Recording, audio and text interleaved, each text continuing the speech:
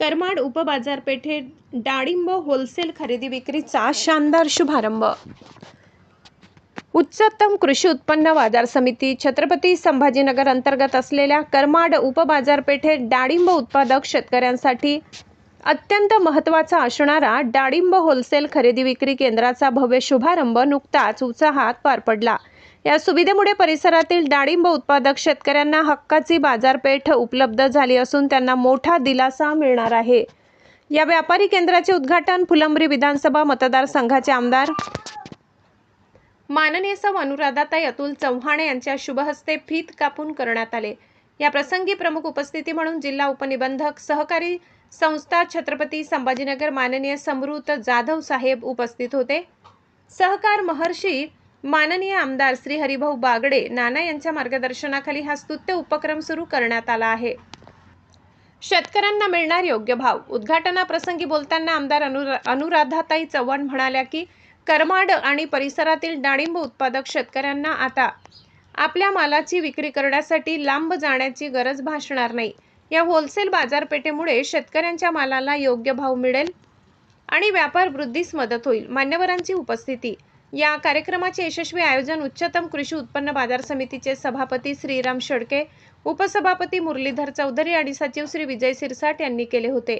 या प्रसंगी बाजार समितीचे सर्व संचालक मंडळ ज्यात श्री राधाकिशन पठाडे, श्री भागचंद ठोंबरे, श्री गणेश दहीहंडे, श्री दत्ता उकिरडे, श्री भागीनाथ नवपुते, श्री पूनमचंद बमने, श्री कन्हैयालाल जयस्वाल, डॉक्टर सुजाता गायकवाड, श्रीमती जनाबाई ठोंबरे, श्री जगन्नाथ काळे, श्री कैलास उकिरडे, श्री अभिजित देशमुख, श्री निलेश शेंडे, श्री महेंद्र खोतकर, श्री देवी दान कीर्तिशाही पठाण, अब्दुल रहीम आणि स्वीकृत संचालक श्री दामोदर नवपुते यांच्यासह परिसरातील शेतकरी व व्यापारी मोठ्या संख्येने उपस्थित होते।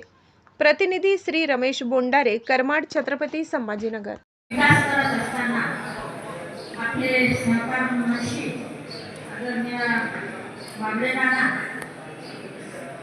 यांनी विशेष लक्ष या 7-8 वर्षामध्ये या मार्केट कमिटीकडे दिलं आणि तेव्हापासून आपल्या या बाजार समितीच्या विकासाची घोडदौड चालू झाली। तर अतिशय चांगल्या पद्धतीचं काम आपली मूळ शाखा छत्रपती संभाजीनगरची बाजार समिती असेल, बाजार समित्या असतील, करमाड झालं, आपला पिंपरी राजा झाले, लाडसावंगी असेल, म्हणजे अशा वेगवेगळ्या भागामध्ये जेणेकरून संपूर्ण तालुक्यामध्ये आपल्या या बाजार समितीचा विस्तार करण्याचं काम आदरणीय नानांच्या सहकार्यामुळे आणि आपल्या मार्केट कमिटीचं झालेलं आहे। पहिले आपलं सर्व विकास व्यवहाराने फक्त संभाजीनगरला जाऊन करावं लागायचे, पण आज आपल्या बाजार समितीचा एवढा विकास झाला की आपल्या हा तालुका आता मोठा आहे आणि कृषी प्रधान आणि एकदम कष्ट करणारे शेतकरी आहेत आणि त्यामुळे या बाजार समितीचा विकास होण्याच्या दृष्टीने सर्व शेतकऱ्यांच्या हिताचे उत्पादन आपल्या या संभाजीनगर ग्रामीणमध्ये या संभाजीनगर तालुक्यामध्ये डाळिंबामध्ये तर आपल्या शेतकऱ्यांचा अभ्यास एवढा आहे प्रत्येक शेतकऱ्यांच्या शेतामध्ये शेततळे आहेत, डाळिंबाच्या बागा आहेत आणि त्यामुळे डाळिंब हे आपलं एक प्रमुख पीक या तालुक्याचं म्हणायला काही नाही। आणि जेवढी शेतकऱ्यांची संख्या आहे तेवढं व्यापारी सुद्धा आपल्या अद्याप होत नाही। कदाचित आपल्यापर्यंत सुद्धा शेतकऱ्यांची ओरड येत असत आणि आज सुद्धा शेतकरी कुठे जावा तर युरियाची टंचाई भासत आहे।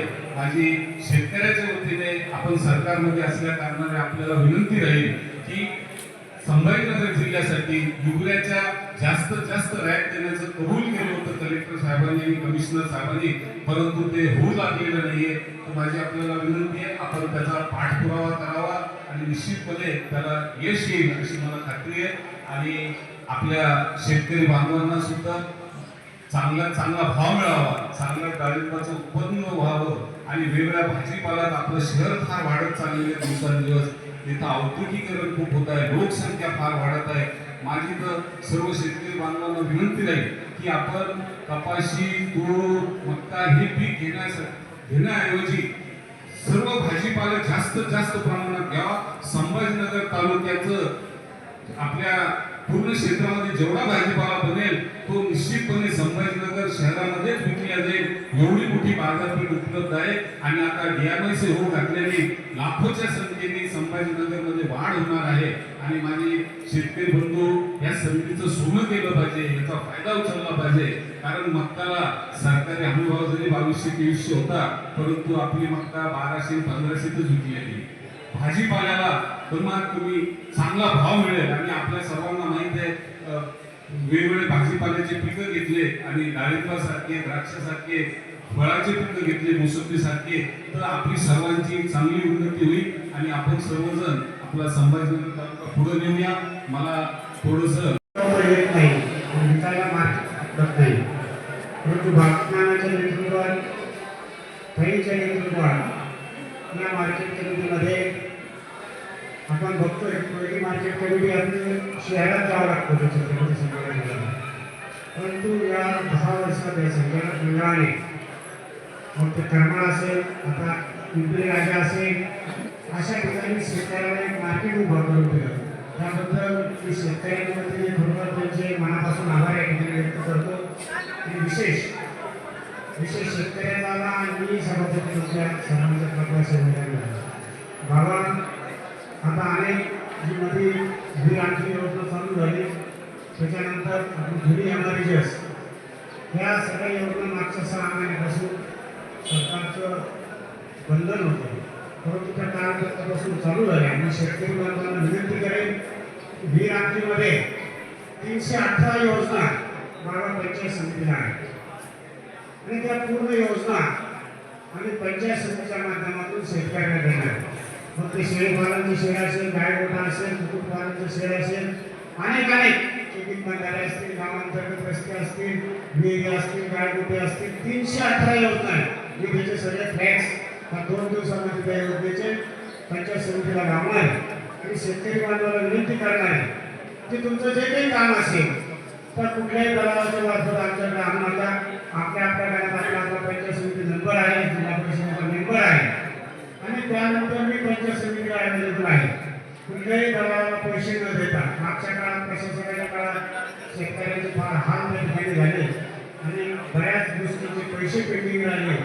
तेही पैसे आता लवकरच काही आयुक्तांना फोन केला, पत्र लिहिले, मंत्रालयात सुद्धा तो विषय राबवला की शेतकऱ्यांचे पैसे सुद्धा लवकर 15 दिवसात मागचे ठरलेले पैसे या ठिकाणी मिळणार. परंतु नवीन योजना राबवत असताना तुम्हाला मी पुन्हा एकदा विनंती करतो की आपण कुठल्याही दलालाच्या मार्फत न येता डायरेक्ट तुम्ही पंचायत समितीला या, आपले कागदपत्र घेऊन या, तुमच्या फायदे तिथे जाऊन करून काही तुम्ही काल परवा एक मिटिंग घेतली आणि एक ॲप डेव्हलप करतोय आणि त्या ॲपच्या माध्यमातून गावातून ग्रामसेवकांनी, रोजगार सेवकांनी जरी फाईल दाखल केली तर ती डायरेक्ट आमच्या प्रत्येकाच्या टेबलवर येणार आहे आणि टेबलवर ती फाईल पास होणार आहे सिरियल नंबरप्रमाणे. आणि ती फाईल पास झाल्यानंतर प्रमाणे वर्क ऑर्डर आम्ही डायरेक्ट शेतकऱ्यांना डायरेक्ट बोलून देणार आहे आणि काही त्रुटी असेल तर त्यांना जसा प्रत्येक शेतकऱ्याला मेसेज येईल अशा पद्धतीचा एक ॲप आम्ही त्या पंचायत समितीमध्ये डेव्हलप करतो, जेणेकरून शेतकऱ्याच्या चक्रा वाचतील आणि मध्ये असणारे दलाल हे त्या ठिकाणी थांबल्या जातील. आणि जे काही पंचायत समितीला 1500 रुपये चिरीमिरी केल्याशिवाय फाईल पुढे सरकत नव्हती, त्याला सुद्धा त्या ठिकाणी आळा बसणार आहे. अशा पद्धतीची संकल्पना आम्ही त्या ठिकाणी घेतलेली आहे आणि ताईच्या नेतृत्वात तुम्हाला सांगतो की नक्कीच आपण या तालुक्यामध्ये या 318 योजना शेतकऱ्यांना कशा मिळतील आणि सुलभ, म्हणजे अगदी जास्त मेहनत न करता मग काही योजना 1.5 लाखाच्या, काही 2 लाखाच्या, काही 5 लाखाच्या, काही 4 लाखाच्या, एका शेतकऱ्याला एका कुटुंबामध्ये आम्ही 7 लाख रुपयापर्यंतची योजना त्या ठिकाणी प्रत्येक शेतकऱ्याला ही रांगीच्या माध्यमातून देऊ शकतो. त्याचा लाभ मात्र आपण नक्की अवश्य या ठिकाणी घ्यावा एवढी विनंती करतो. आणि आज जे मार्केट उपलब्ध करून दिलं मार्केट कमिटीच्या आपल्या सर्व बॉडी, मी त्यांची खरोखर या ठिकाणी धन्यवाद व्यक्त करतो आणि शेतकऱ्याला विनंती करतो जसं बाबांनी सांगितलं ज्या काही अडचणी असतील तुम्ही वेळोवेळी सूचना द्या. व्यापाराच्या माध्यमातून अडचणी असतील, तुमच्या दळणवळणाच्या अडचणी असतील, मार्केट कमिटीच्या अनेक अडचणी असतात, तुम्ही जोपर्यंत बोलणार नाही तोपर्यंत त्यांनाही कळणार नाही. तर सूचना आपण शेतकऱ्यांनी वेळोवेळी देत राहिल्या पाहिजे. एवढीच विनंती या प्रसंगी करतो. मला या ठिकाणी मान सन्मान दिला, बोलण्याची संधी दिली त्याबद्दल मार्केट कमिटीचे मी या ठिकाणी विशेष आभार मानतो आणि थांबतो. म्हणून आयोगानंतर आपण परवाने 216 गाड्याचं शॉपिंग सेंटर उभं केलेलं आहे. ते काम पूर्ण होऊन समितीचा व्यापार पण सुरू झालेला आहे. धान्य मार्केटमध्ये 12 आडात दुकाने, 23 फळे भाजीपाला तसंच पूर्ण व्यवसायासाठी 23 दुकाने बांधकाम करून कार्यान्वित केलेले आहे. शेतकरी निवास, शेतकरी भवन, हमाल भवन, दोन सेवा, संपूर्ण मूलभूत सुविधासह स्वतःच्या मालकीची पाणी पुरवठा योजना, तिथे जे व्यापारी हमाल शेतकरी येतात त्यांना पाण्याची सुविधा असावी यासाठी धरणामध्ये विहीर खोदून पाणीपर्यंत आणलेलं आहे. हे सर्व कामं आदरणीय नाना आणि आपल्या नेतृत्वात आम्ही संकल्प करत आहोत. मागील वर्षी 1/7/2025 ला टमाटा आणि डाळिंब खरेदीचा विक्रीचा आपण शुभारंभ केला होता. त्या वर्षी डाळिंब व टमाट्याचे मिळून 3,19,751 कॅरेट खरेदी करण्यात आली. त्यापासून मार्केट कमिटीला जवळपास 10 लाख रुपये 9,97,000 रुपये प्राप्त फी झाली होती. बाजार समितीमध्ये यावर्षी देखील आपल्याला आज आपण डाळिंबाचा शुभारंभ करतोय.